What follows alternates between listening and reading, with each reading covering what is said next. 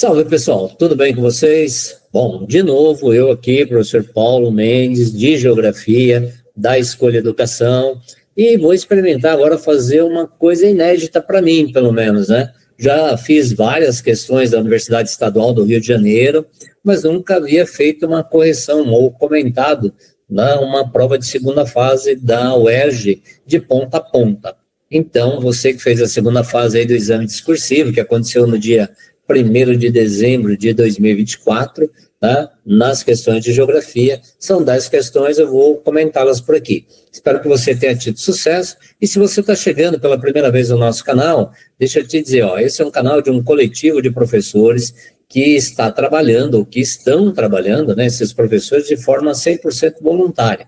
Então, se você está chegando, se inscreve aí no canal, dá aquele like lá para ajudar a gente, a chegar a mais pessoas, a chegarmos a mais gente, porque isso vai ajudar bastante o nosso canal e o nosso trabalho. Ok? Vamos lá para a primeira questão. Questão 1. Milhares de pessoas são beneficiadas diariamente com transporte público gratuito na cidade de Maricá, localizada na região metropolitana do Rio de Janeiro.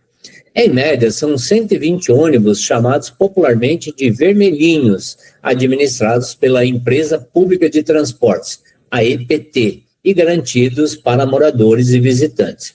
O programa, financiado com recursos municipais, é referência em mobilidade urbana e foi implementado pela Prefeitura em 2014, mas só chegou a todo o município no ano de 2021. Desde então, a EPT é a única empresa que realiza o transporte coletivo de passageiros nas linhas da cidade. Maricá faz parte de uma seleta lista de 63 cidades brasileiras que contam com tarifa zero no transporte coletivo. A cidade foi a primeira do país, dentre aquelas com mais de 100 mil habitantes, a implantar esse sistema em todo o município. Aí vem as perguntas, né? O que é que a UERJ está pedindo? Se está um aspecto positivo e um outro negativo para a população local, resultante da implantação de um sistema de mobilidade urbana, ônibus com tarifa zero. Então, vamos lá. A pauta que a própria UERJ distribuiu foi essa. Então, os pontos positivos, aumento de acessibilidade, então, a questão do aumento, então você ter as unidades de saúde, ela vai destacando, a pauta foi destacando os itens. Eu poderia colocar vários no mesmo ponto, mas eles foram destacando de forma individual. Então, acesso às unidades de saúde, aos equipamentos de lazer, aos moradores e visitantes, aos equipamentos culturais, aí a questão econômica de eliminação do gasto com transporte público no interior do município, o direcionamento da renda dos moradores para outros setores do orçamento familiar, acessibilidade à idade escolar às unidades de educação de todos os níveis. Então, assim, a grande questão é a acessibilidade. Você poderia destacar vários desses itens aí. Eu gostei da ideia de como a UERJ coloca, porque ela, ao citar os diversos itens, ela vai diferenciando. Então, você vai ganhando mais chances de conseguir chegar no item. Mas, basicamente, eu posso pegar aqui com o grande aspecto positivo é a acessibilidade do cidadão aos bens e serviços, principalmente aos serviços públicos disponíveis aí na cidade, sem gastar dinheiro, e poder gastar essa grana em outras coisas, ok? Esse é o item. Aí está pedindo um aspecto negativo, O que poderia ser negativo nesse aspecto? Bom, o negativo aí é que vai acontecer uma oposição dos setores privados, ligados ao setor de transporte. Então, você vai ter, como aspecto negativo, a discussão sobre quem é que vai manter esse sistema. Então, de onde o poder público municipal vai tirar dinheiro para fazer a manutenção desse sistema, para garantir que esse sistema esteja de graça para as pessoas. A outra coisa, essa oposição entre setores privados ligados ao setor de transporte, que vai haver uma disputa, obviamente, e muito provavelmente pode haver a oposição de grupos que operam ilegalmente essas linhas informais de transporte. Como é uma cidade de 100 mil habitantes, eu confesso que eu não conheço Maricá. Como é um lugar com mais de 100 mil habitantes, né, aqueles grupos que eventualmente fazem esse trabalho de forma ilegal, aí, né, com aquelas linhas informais, com certeza vai se manifestar. E está dizendo de elevação da poluição atmosférica em virtude do maior número de viagens pela população. Aqui em São Paulo, de onde eu estou falando, tem a ideia da tarifa zero aos domingos. E isso tem aumentado, sim, as pessoas têm conseguido circular mais pela cidade. Mas os pontos positivos, com certeza, ultrapassam muito acentuadamente os pontos negativos. Mas o ponto negativo vai ser o quê, então? Está falando de poluição atmosférica, o ponto negativo está falando de saber de onde virá o dinheiro para manter esse projeto, e o ponto negativo está da oposição aí, das disputas de outros setores ligados aí aos transportes. Beleza? Vamos para a segunda questão? Segunda questão, com base na análise dos mapas de onde? Áreas inundadas na região de Porto Alegre em 2024. Aqui no mapinha da esquerda, inundação em 6/5, inundação em 6/5. Renda média em 2010, população negra em 2010. Veja que essas partes aqui, mais em vermelho, são aquelas áreas onde você tem renda de até um salário mínimo, ok? As que estão em verde, e verde mais escuro, acima de 10 salários mínimos. Vamos lá, população negra em 2010. Veja que aqui, as maiores concentrações estão exatamente nesses pontos. Então, você vai ter uma junção das duas coisas aqui, população de mais baixa renda, coincidindo aí, sendo a população negra. Ok? E aí, os índices de inundação maiores nessas áreas. Vamos lá? Com base no perfil dos mapas, identifique duas características do perfil da população mais atingida pelo fenômeno abordado. Em seguida, aponte um problema ambiental urbano que potencializou a ocorrência desse fenômeno. Bom, fenômeno é o quê? Expansão da população. Então, características aí. O pertencimento ao grupo de baixa renda, e a predominância do grupo étnico-racial negro ou preto. Então, o que a gente percebe aqui, que as áreas com maior incidência de pessoas de baixa renda também são aquelas áreas de maior percentual de pessoas negras, ok? É isso. Um dos problemas. Aí vamos falar de canalização de córregos, aí vamos falar de retirada da mata ciliar, aí vamos falar de assoreamento dos cursos de água, aí vamos falar de impermeabilização acentuada do solo e da dificuldade básica, de drenagem nessas áreas, sendo que muitas delas são áreas de planícies. Dá para perceber isso aqui, embora não tenha altimetria, mas dá para perceber isso daqui, por quê? Por causa dos trajetos que a gente está observando aqui, em termos do rio, ok? Mas então vamos lá, aponte um problema ambiental urbano que potencializou. Então poderia falar da retificação, poderia falar do assoreamento dos cursos, poderia falar da retirada da mata ciliar, da impermeabilização do solo, e portanto das dificuldades gerais de drenagem. Mas o perfil é isso, é dizer, olha, as áreas onde você tem a maior parte da população de mais baixa renda, é também a população, o local onde você encontra a maioria da população negra na cidade de Porto Alegre. Indo adiante, aí mudamos de assunto, mudamos radicalmente de assunto, vai falar de geografia regional. Regionalizações do continente americano. Nesse mapinha eu tenho uma América do Norte, nesse mapinha aqui eu tenho a América Central, nesse mapa eu tenho a América do Sul. E aí vamos pensar o seguinte, com base no conceito de região. O que é a região? É um recorte territorial feito a partir de algum elemento que lhe dê identidade. Explique por quê, há diferentes maneiras de se regionalizar. Por que se regionaliza de maneira diferente? Porque você está usando um critério diferente. Em seguida, escolha uma das 6 regionalizações apresentadas do continente americano e indique uma característica dessa regionalização.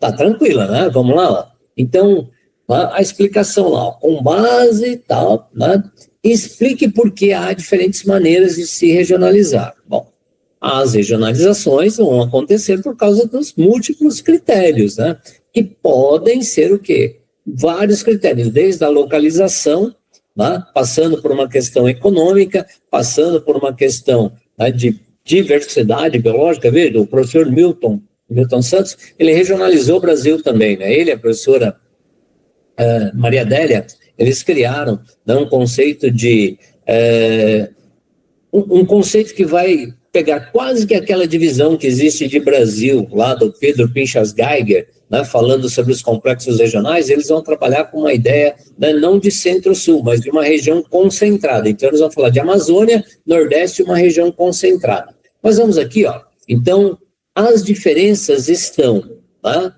no critério. Então, se aqui eu vou ter um critério que é físico, localização, aqui, quando eu estou falando de América Latina, América Espanhola e América Inglesa, eu estou falando o quê? De um critério relacionado à localização.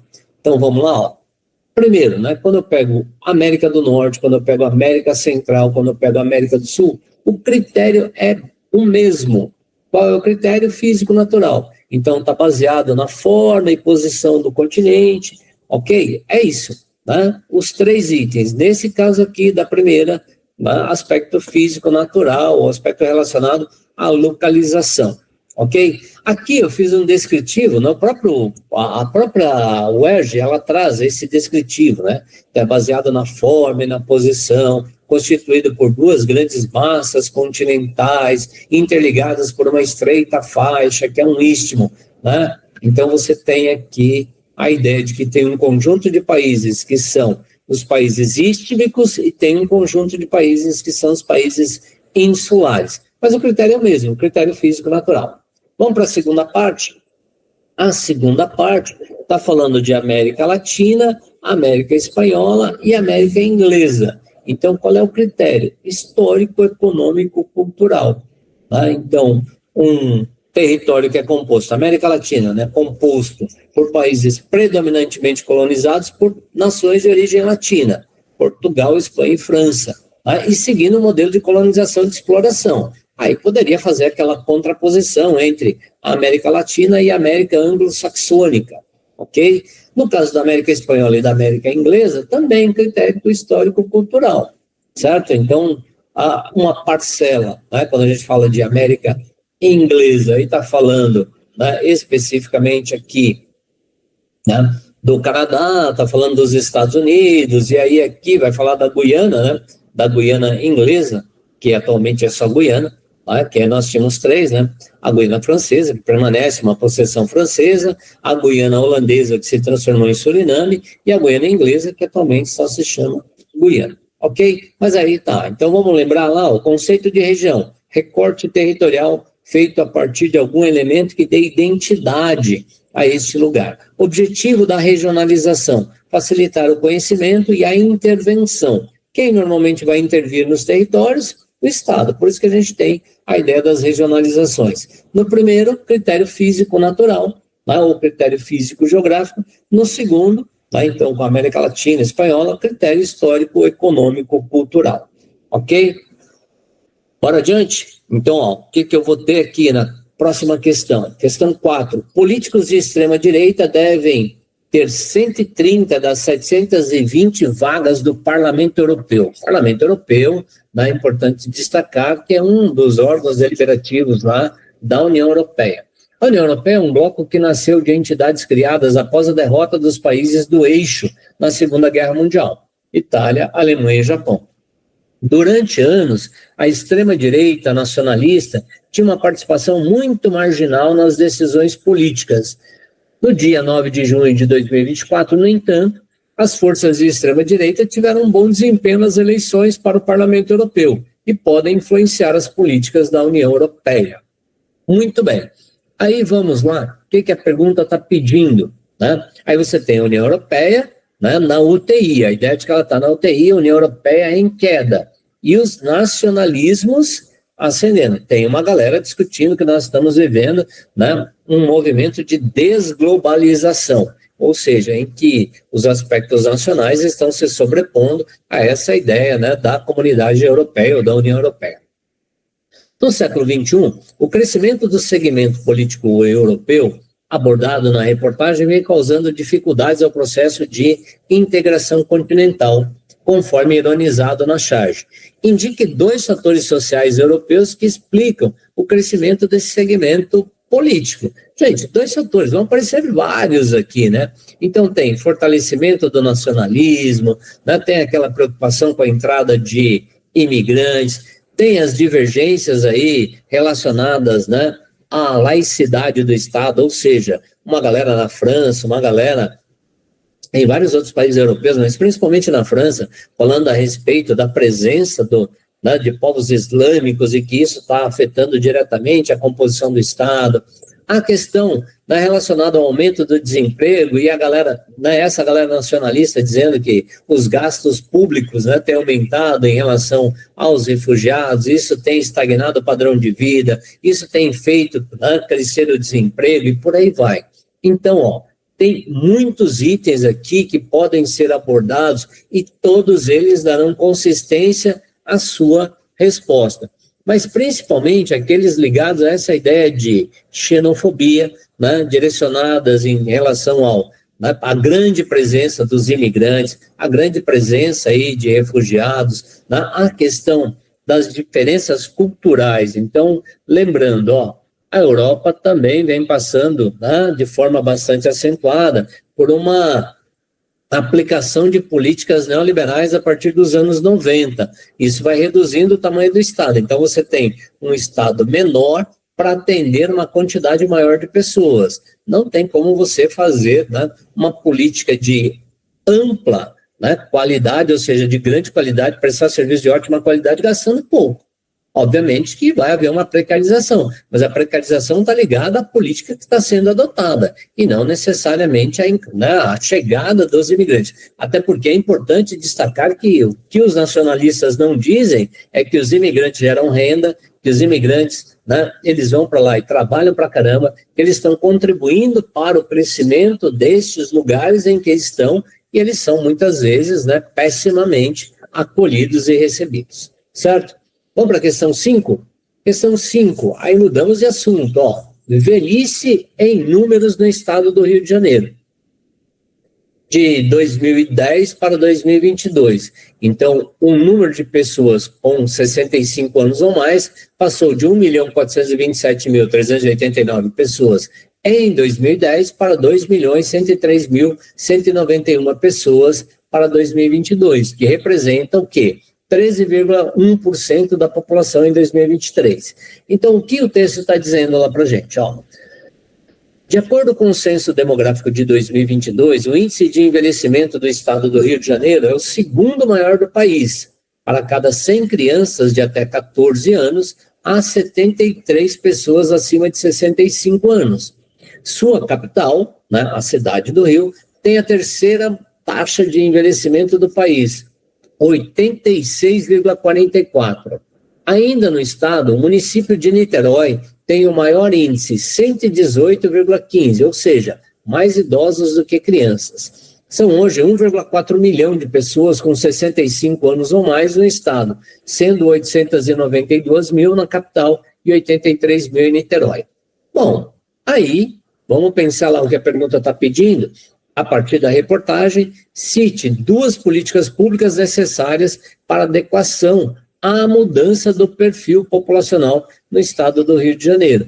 Bom, né, você está falando de envelhecimento acentuado, então o que você vai ter que pensar? Aquilo que a maior parte dos países aí vem fazendo, né? O Brasil fez em 2016 de forma, na minha visão, absolutamente irresponsável, quando cortou vários direitos, né, da classe trabalhadora em detrimento de um mercado financeiro, em detrimento não, né, em favorecimento a um mercado financeiro. Então, das políticas, né, readequação do sistema previdenciário, garantir, né, proteção social, por exemplo, veja aí o Estatuto do Idoso, promover espaços educativos e de formação, estabelecer políticas diferenciadas e prioritárias, né, de vacinação para a população, garantir práticas de atividades esportivas, atividades físicas, gratuidade de transportes, adaptar, né, a própria rede de serviços para essa população. São várias as políticas possíveis e, portanto, eu não creio que, né, você tenha tido basicamente aí uma dificuldade.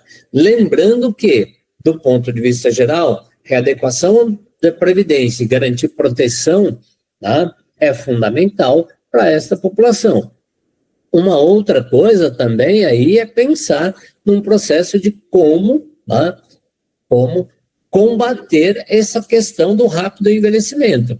Tá? E aí, em alguns lugares, o que tem sido feito? Não é o caso especificamente que é do Rio de Janeiro, mas em alguns lugares, alguns países que não têm conseguido reverter essa tendência de redução da população, eles têm incentivado a migração, né? No caso, a imigração, chegada de pessoas de outros lugares. Mas essa é uma questão bastante grande.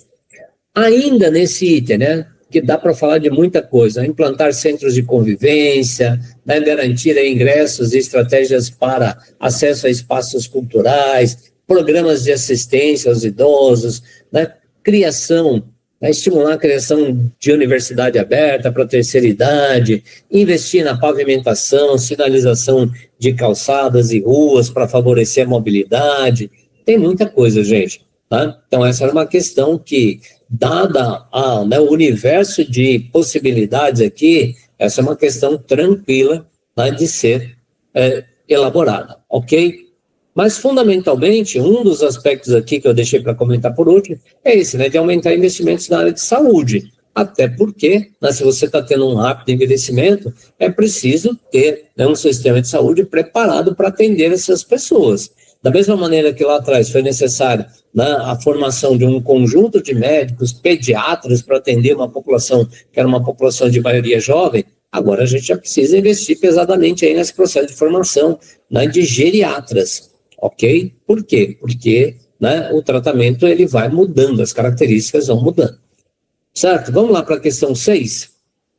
Questão 6 está falando de refugiados. Olha só. Boxeadora camaronesa conquista em Paris primeira medalha da equipe de refugiados na história. A camaronesa Cindy Gamba, que disputou a Olimpíada de 2024 pela equipe de refugiados, venceu a luta das quartas de final na categoria de até 75 quilos do boxe feminino. Como resultado, ela garantiu a primeira medalha da história para essa equipe. Em sua terceira participação olímpica, a equipe de refugiados ainda não havia conquistado uma medalha. Nessa edição, a equipe chegou com sua maior delegação, 36 atletas, todos reconhecidos pela ONU como oficialmente refugiados. Jornal o Globo, 4 de agosto de 2024. Refugiado. A vida como refugiado pode ser difícil de imaginar, mas para dezenas de milhões de pessoas em todo o mundo é uma realidade apavorante.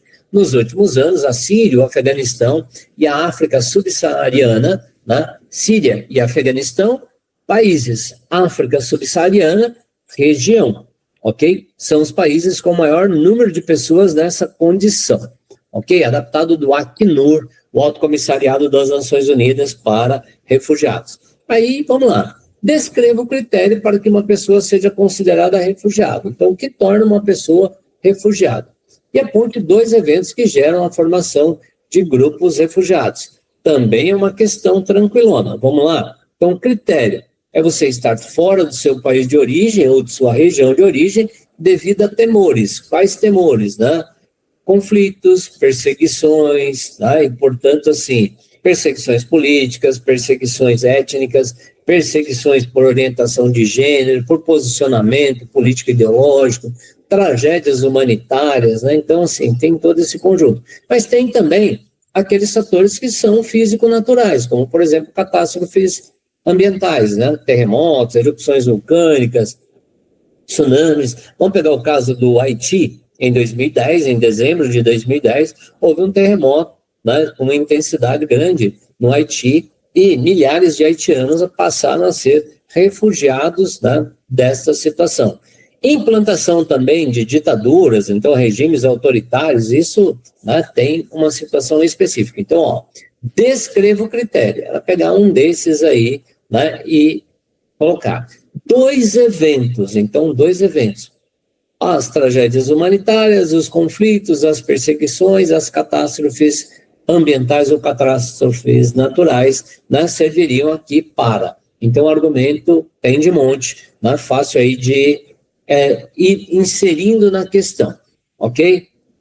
Mas lembrando, o refugiado, diferentemente daquele imigrante ilegal, o refugiado ele está fugindo do seu local de origem para poder manter-se vivo. É essa a ideia, né? E há uma diferença também que o refugiado normalmente você tem uma grande leva.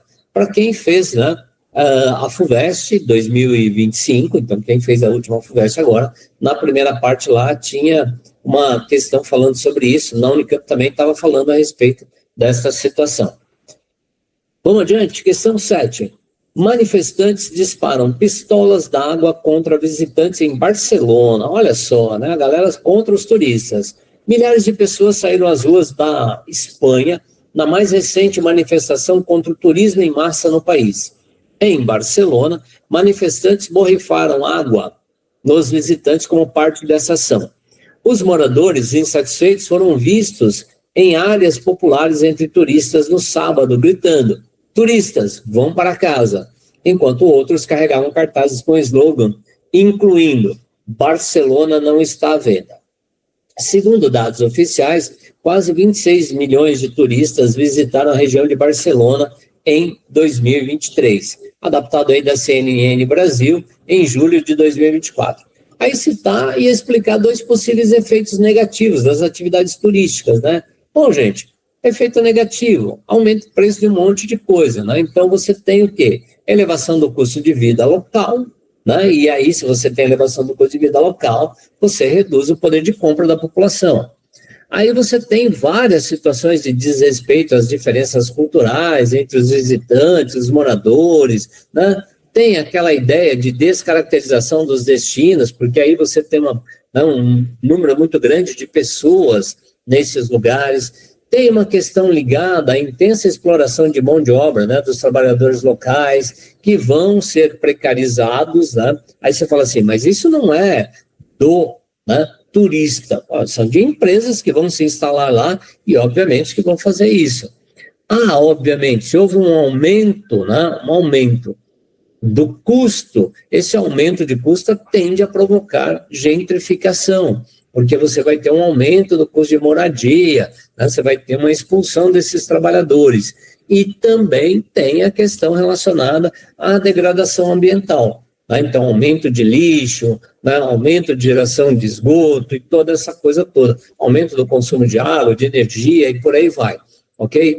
Então, o turismo é, né, um meio de uma indústria muito poderosa, que tem uma capacidade enorme de transformação dos lugares? Óbvio que tem, né? Mas é preciso pensar em formas para que ele se torne mais, vamos dizer assim, sustentável, né? Porque senão você vai ter essa manifestação aí sempre. Acredito que a melhor saída seria as, né, entidades em Barcelona, juntamente com os grupos relacionados ao poder público, as entidades ligadas ao turismo, né, conversar com a população, quer dizer, você trazer a população para o debate, para que haja, né, para que não haja especificamente nem esse tipo de manifestação, né, vamos dizer assim, turismofóbica, se é que dá para usar esse termo, mas para que também a população não seja atendida naquilo que é uma manifestação legítima, tá?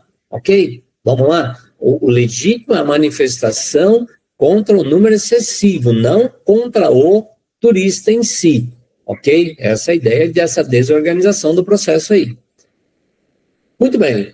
Aí a questão 8. Área plantada e a quantidade de agrotóxicos comercializados no Brasil. Em vermelho, o número de agrotóxicos comercializados. A gente já percebe aqui que aumentou. E aí a gente vai perceber nitidamente o quê? Já de cara, né? Que o aumento da área plantada foi menor do que o aumento, tá, do uso de agrotóxicos nas lavouras. Então, a pergunta é, explique a mudança verificada no gráfico na proporção entre área cultivada e o comércio de agrotóxicos no Brasil. Então, explique, tá aí a explicação. O comércio de agrotóxicos no Brasil cresceu numa proporção maior do que o aumento da área cultivada no país. Tá? Agora, por que cresceu? Porque houve uma maior flexibilização das regras de autorização e comercialização desses produtos a partir de 2018. Aliás, é interessante, né? O Brasil caminhando na contramão aí de muitos lugares. É interessante que, assim, saiu uma matéria agora, se não me engano foi do The Intercept ou de alguma outra, né, organização falando a respeito do que tem acontecido numa comunidade do Ceará em função da exposição das pessoas ao agrotóxico, né? A questão de alterações significativas, principalmente em meninas, né, que estão chegando, que estão tendo um processo como é que se diz? Estão entrando, né, na puberdade muito, muito mais jovens. Então, assim, fica a dica aí para você dar uma olhada. Mas vamos para a questão aqui, ó.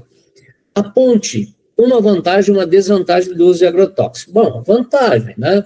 A ideia de aumentar a produtividade, a ideia de serem mais baratos que os produtos orgânicos, a ideia é que eles funcionam no controle de pragas e doenças. Essas são as vantagens. Daí por que eles são tão utilizados, né?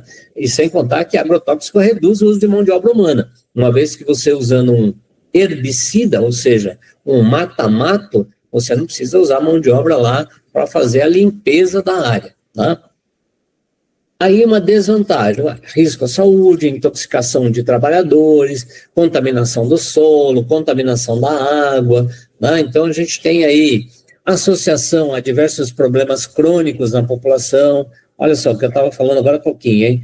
Alterações cromossômicas, a incidência de câncer, doenças hepáticas, doenças respiratórias. Então, essa é uma questão que me parece que, na primeira parte, estava bem tranquila, interpretar o gráfico e falar do crescimento, né, do uso de agrotóxicos maior, muito maior do que o da área cultivada, né? A vantagem, aí, falar a respeito do aumento de produtividade, né, da possibilidade de controle de pragas, mas as desvantagens, talvez o item das desvantagens, o mais tranquilo. Bora para a penúltima questão. Penúltima questão está falando do quê? Onda de calor. A sensação térmica bate recorde e chega a 60,1 graus no Rio. Meu Deus, hein? O Rio é para os fortes. As praias ficaram lotadas devido ao calor extremo. No arpoador, a areia se transformou num mar de guarda-sóis. Neste sábado, a sensação térmica em Guaratiba, na Zona Oeste, chegou a 60,1 graus às 10h20. Nossa, 10h20 estava tudo isso, imagine às 15 horas então. O maior valor registrado desde 2014, quando o sistema Alerta Rio começou a fazer a medição. Jornal O Globo, 13 de março de 2024. Indique 2 ações socioambientais a serem implementadas pelo poder público na cidade do Rio de Janeiro que contribuem para o enfrentamento da problemática ambiental abordada na notícia. Né? Então, vamos lá, ó. Aí você vai ter que Você vai ter que jogar água para a população, né? Então, reativar, né, as fontes, os chafarizes, criar e ampliar os ecoparques e fazer reflorestamento de encostas e áreas desmatadas, né? Só assim, só aumentando o volume de área verde, ou a quantidade de área verde por habitante, é que você vai ter aí uma sensação menor, né? Uma sensação térmica menor. Você vai contribuir aí para a redução. Incentivar o quê? O uso de veículos, né, que gerem menos poluição, ou seja, se for possível, não zerar nenhuma, isso facilitaria, né? A criação de pontos ou ilhas de hidratação, políticas de incentivo à geração de energia por fontes renováveis e por aí vai, né? Então, fundamentalmente, a ideia de ampliar a área, né, de vegetação, né, fundamentalmente a ideia de você reduzir os índices de poluição, tá? Isso é fundamental. Agora vamos pensar em coisas mais práticas, né? Então, questões diretamente ligadas ali à população. Já que eu não tenho isso e vai demorar um tempo para tê-lo, tá? Então, ter mais água disponível, ter, por exemplo, né, essa questão de pontos aí de hidratação, ter um atendimento maior para as pessoas em situação de rua, principalmente, né? Principalmente para as crianças e para os idosos, que são pessoas mais vulneráveis a esta situação toda. E é lógico, as pessoas em situação de rua não há nem o que, né, discutir. É extremamente necessário que elas sejam atendidas pelo poder público. E aí, senhoras e senhores, chegamos à última questão. A última questão está pedindo o quê? Jogadores da Argentina cantam música preconceituosa criada por torcedores. Jogadores da seleção argentina foram flagrados cantando uma música preconceituosa durante a comemoração pelo título da Copa América. A canção foi criada por torcedores na Copa do Mundo de 2022 e ofende atletas franceses. O flagrante foi feito por um jogador da Argentina. Ele estava fazendo uma transmissão ao vivo e gravou quando os atletas cantavam a música que mostra diferentes preconceitos. Lamentável isso, né? Escutem, corram a bola, jogam pela França, mas são de Angola. Que lindo é, eles vão ver, né? Eles se relacionam com eles vão correr, eles se relacionam com transexuais. A mãe deles é nigeriana, o pai deles é camaronês, mas no documento, nacionalidade francês. Aí está pedindo para você nomear o tipo de preconceito presente na canção entoada pelos jogadores argentinos e em seguida explicar em que consiste tal conceito. Tá? Então vamos lá? Questão, xenofobia. Ok? Então é aquela ideia de que eu tenho. Né? A xenofobia por si só seria o medo do outro, o medo do diferente. Né? Mas nesse caso, né, ela vai causar o quê? Respectiva explicação. Então nós vamos ter, né, um dos preconceitos, a xenofobia, ligada à ideia de exclusão social de pessoas por sua origem, normalmente diferente da de quem executa os atos, né? A exemplo do que está aí na música. A gente tem racismo, né? Uma hostilidade baseada na crença ou convicção sobre a superioridade de uma raça ou de determinadas raças sobre as demais, tá? Vamos lá? E a gente tem a ideia da transfobia. Ok? Então, os 3 itens estão aí nesta música. A xenofobia, ok? Comportamentos diretos aí que vão incluir, estão falando dos jogadores. A ideia do racismo, né? Que está muito presente em tudo aquilo que está no texto da música. E a transfobia, que aí seria o quê? Uma ação, um comportamento hostil que se baseia no medo, intolerância, rejeição, desrespeito, aversão, ódio, discriminação às pessoas trans por conta de sua identidade de gênero. Ok? É isso, gente. Então, cheguei aqui ao final. Se você chegou até aqui comigo, te agradeço muito. Comenta aí o que você achou da prova, comenta aí o que você achou, né, da correção aqui. E para você que não é de São Paulo, para você que está chegando no canal pela primeira vez, né, de vários lugares do Brasil, nós teremos cada vez mais aqui atividades como essa, de correção de exercícios. Nós temos no canal correções de provas da FUVEST, da Unesp, da Unicamp, mas pretendemos ampliar isso para cobrirmos uma maior região do território brasileiro. Beleza? Muito obrigado aí pela sua atenção. Não esquece de sentar o dedo no like, compartilhar com os amigos, porque o nosso trabalho é voluntário e você nos ajudará muito fazendo isso. Tá certo? Um grande abraço, né? E fiquem bem. Espero que vocês tenham conseguido aí a sua vaga no tão sonhado, né, curso universitário de sua escolha na Universidade do Rio de Janeiro. Ok? Um abraço. Tchau, tchau.